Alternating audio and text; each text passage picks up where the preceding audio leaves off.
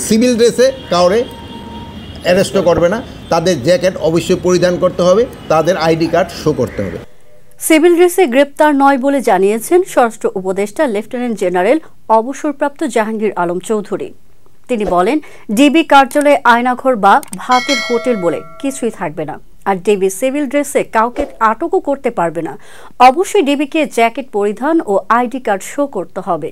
সোমবার দুপুর 12:15টার দিকে ডিবি কার্যালয় পরিদর্শন শেষে আয়োজিত এক বিশেষ সংবাদ সম্মেলনে এসব কথা বলেন তিনি।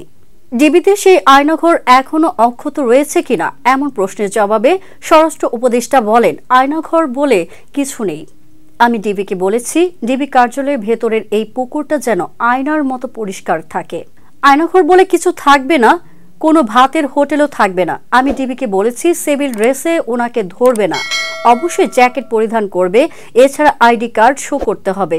আইনের বাইরে গিয়ে কোনো কাজ করবে না। আমিও যদি আইনের বাইরে গিয়ে কোনো বেআইনি নির্দেশনা দেই, সেটা তারা মানবে না।